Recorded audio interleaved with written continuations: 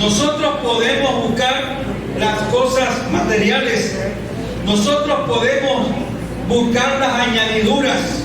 Cuando se habla de vestido, cuando se habla de alimento, que son cosas fundamentales en la vida, yo las puedo buscar. Es mi responsabilidad hacerlo. Pero el Señor puntualiza una prioridad. Nosotros debemos buscar, primero que todo, o primeramente, estar bajo el reino de Dios y estar según la justicia de Dios. Si vivimos bajo el reino de Dios y según la justicia de Dios, las añadiduras están garantizadas. El alimento que necesitamos para comer, el vestuario que necesitamos para cubrirnos. Y con estas dos cosas, todos los elementos materiales que podemos requerir en nuestro diario vivir. Eso en el marco adecuado. Amén, hermanos. El detalle es cuando la gente busca las añadiduras y ha dejado al reino de Dios al final de la fila. El reino de Dios es primero. Él es nuestro rey. Él vela por nuestros intereses, pero nos exige y nos demanda que nosotros velemos por los intereses de Él. Alabado sea su nombre. Por eso en los negocios de nuestro rey nos conviene estar. Nos concierne estar en los negocios del rey. Define correctamente las prioridades. Las añadiduras son secundarias, no pueden ser primarias, no pueden ser primordiales. Porque resulta que uno come y digiere y listo. Y uno, la ropa también la daña. Todo eso es momentáneo y circunstancial. Pero el reino de Dios es un asunto de vida. De vida. De una vida que trasciende nuestro paso por la tierra y nos proyecta a la eternidad. Dicen por allí afuera, los evangélicos sí piensan en la eternidad. Y no vamos a pensar en la eternidad si es que eso es lo permanente. Porque si yo supiera que voy a vivir aquí siempre, pensaría mucho más en esto.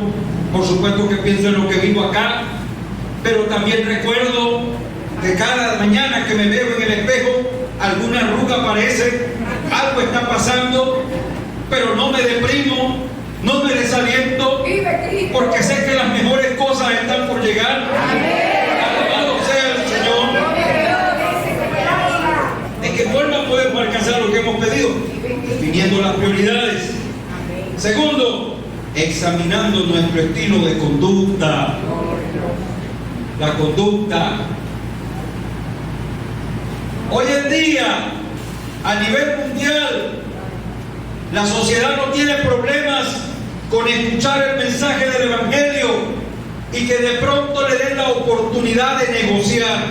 Es decir, le ofrezcan desde el púlpito algo agradable, algo, digamos, satisfactorio, deleitoso, placentero.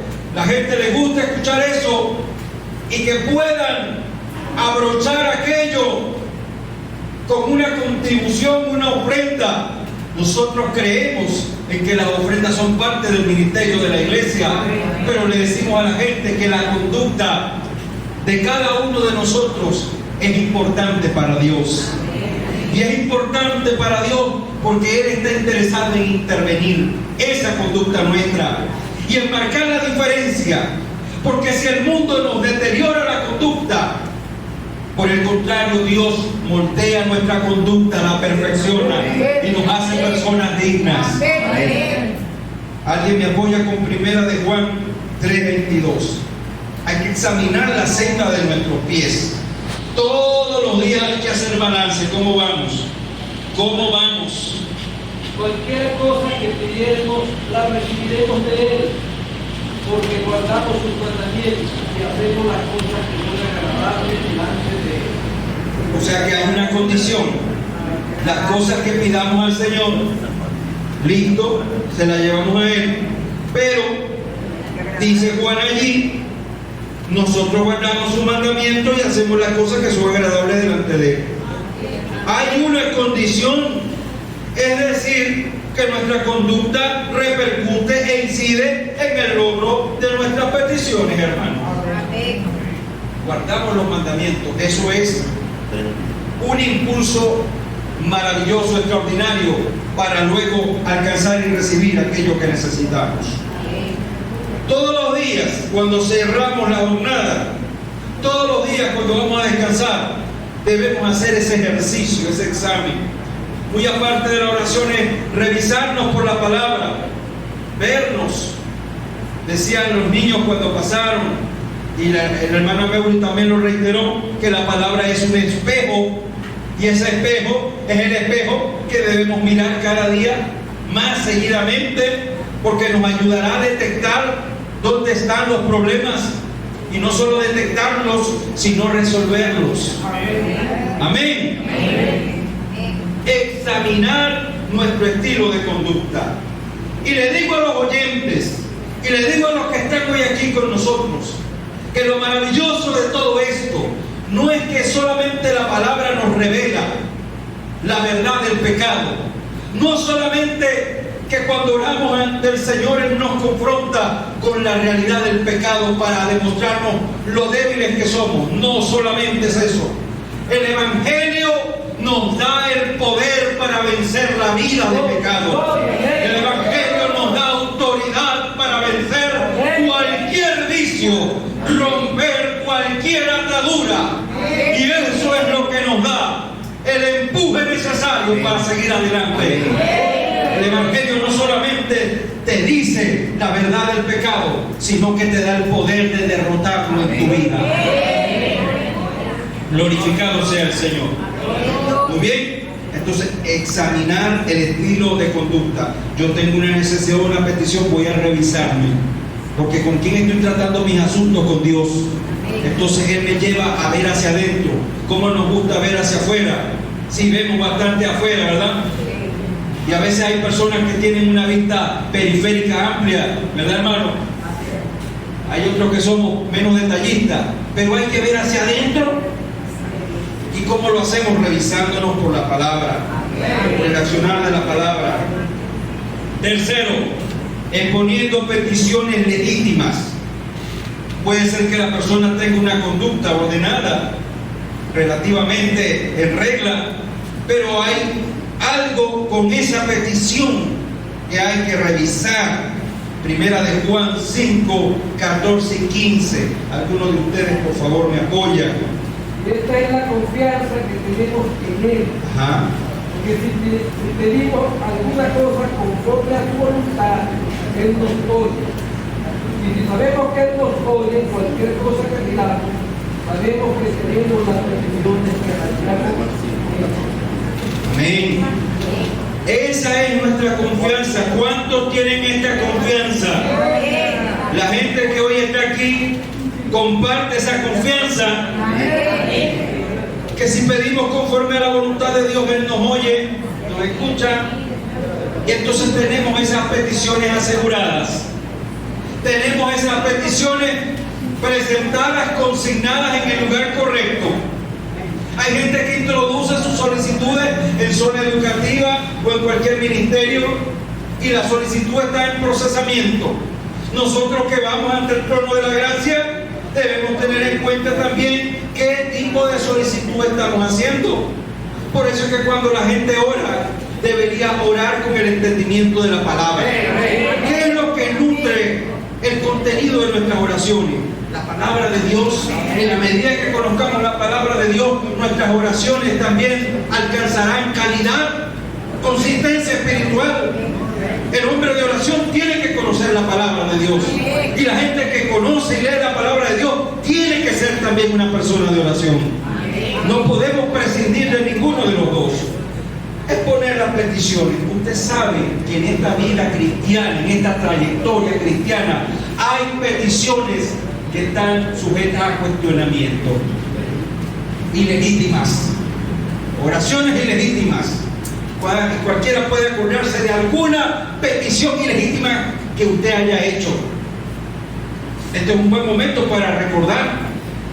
También lo hemos escuchado de otros peticiones que de acuerdo a la Biblia no tienen base, no tienen soporte y por lo tanto no proceden.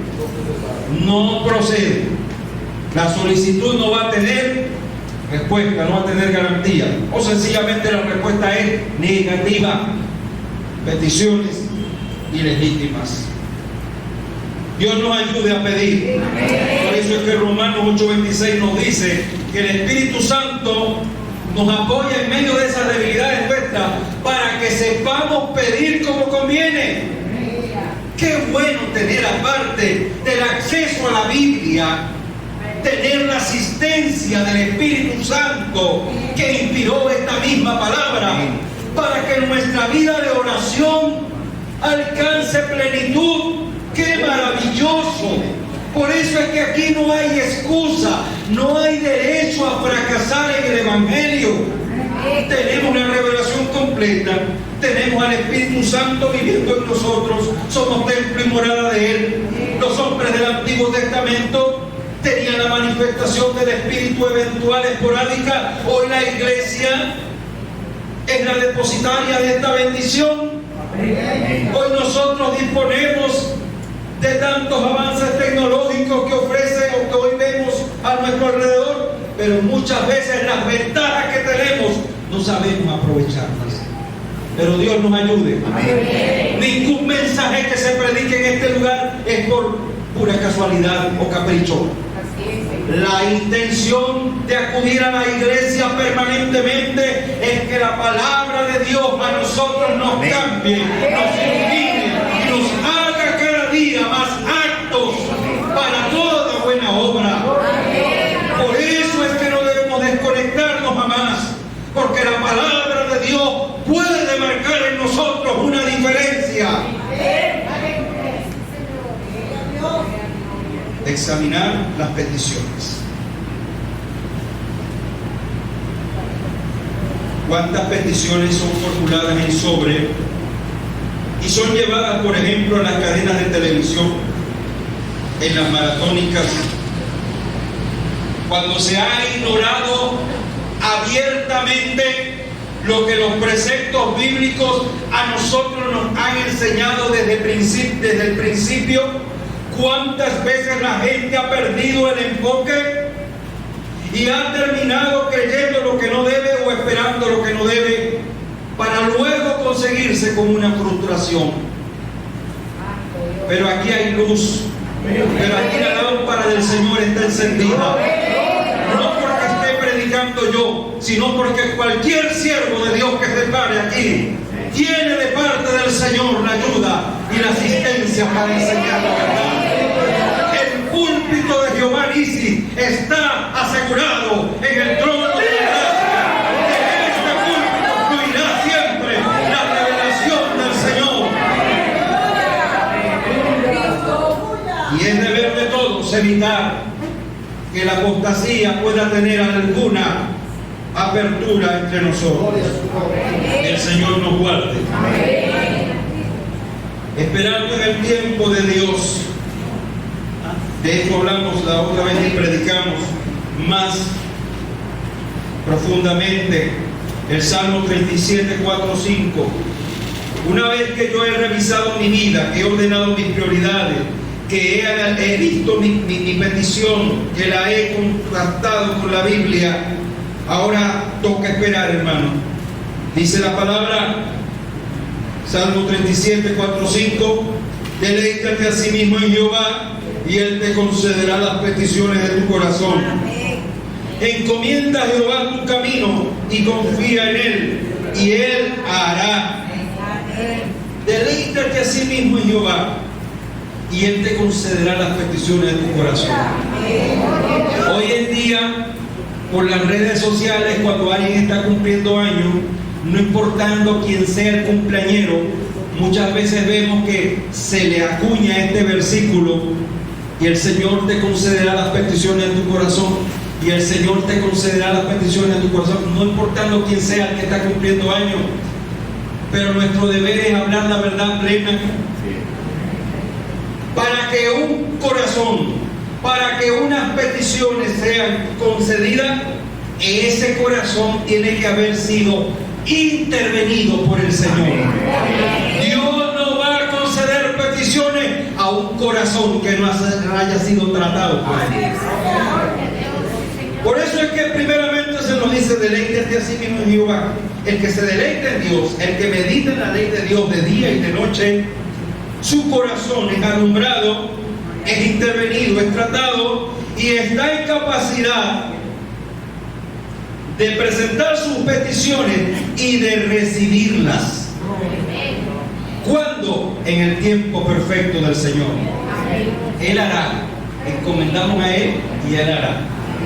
Por eso es que después que pediste lo que debías pedir, ahora toca esperar, persistiendo, trabajando desde lo que debemos hacer, pero no dejándonos invadir por la zozobra, por el desaliento. Hermanos, hay un tiempo para cada cosa. Nosotros nos manejamos con un reloj, con un calendario, pero Dios tiene el control de nuestros días. Dijo el salmista: en tus manos están mis tiempos, es decir, el pasado, el presente y el futuro. Y sobre todo si ahora le hemos entregado la vida a Él. Si en nuestro pasado fracasamos, le fallamos, hoy en nuestro presente Él está allí para guiarnos y dirigirnos y conducirnos para que el futuro que nos aguarda, para la eternidad que nos aguarda, sea un futuro y una eternidad de bendición. Alabado sea el nombre del Señor. Amén. Esperando en el tiempo del Señor. Ya pediste, ahora bueno, Dios está en el asunto. Amén. Le pediste por tu hijo que es rebelde, por tu esposo que no ha llegado al camino del Señor. Sigue adelante confiando en el Señor. Amén. Sigue acompañando la petición con un testimonio de calidad. Sigue procurando eso y el Señor hará. El Señor hará. Cuando digo que el Señor hará, no es que la iglesia se cruza de brazos, pero nuestra esperanza está ajustada a la palabra, ¿verdad? Muy bien. En la Biblia vamos a encontrar muchas peticiones famosas y nos vamos a centrar en esta parte final, en esa petición que le hizo la mujer cananea. Mateo 15, 21 al 28. Gloria al Señor. Vamos a leer aquí poco a poco y en esto nos vamos a detener. ¿Qué podemos aprender? Escúcheme bien la pregunta. ¿Qué podemos aprender de la petición de la mujer cananea? Sirofenicia la llama Marcos. Voy a leer el versículo 21, 22 y 23. Vean, ¿ya se ubicó? Muy bien. Saliendo Jesús de allí, se fue a la región de Tiro y de Sidón. Y he aquí una mujer cananea que había salido de aquella región clamaba, diciéndole: Señor, Hijo de David, ten misericordia de mí. Mi hija es gravemente atormentada por un demonio. Versículo 23. Pero Jesús no le respondió palabra. Entonces, acercándose a sus discípulos, le rogaron diciendo: despídela, pues da voces tras nosotros. Me detengo y mantengo usted la Biblia abierta. Esta mujer se presentó delante del Señor. Seguramente conocía la fama de Jesús, porque a Jesús lo precedía su fama. Donde quiera que llegaba había un comité de bienvenida, un comité de recepción esperanzado en que aquel visitante marcara la diferencia en sus vidas. Y esta mujer, sabiendo que no era hebrea, sabiendo que no era israelita, pero sabiendo además lo que Jesús había hecho por muchos extranjeros, dijo, cuando supo que iba a pasar por ese lugar: esta es la oportunidad. Lo primero que debemos aprender de la mujer cananea es que confió en que Jesús podía liberar a su hija. Número uno, ella confió. Si ella no confía, ella no sale de su casa. Si ella no confía en que Jesús la puede ayudar, Ella se mantiene allí con su hija, llevando la carga, llevando el problema, sufriendo la esclavitud de una posesión demoníaca. Ella se queda allí, pero no, salió porque sabía que al su regreso podía encontrar la bendición y la libertad. Salió porque confiaba, y a pesar de que cuando primeramente le dice al Señor: mi hija es atormentada por un demonio, le dice: ten misericordia de mí. Ella, dice el versículo 23,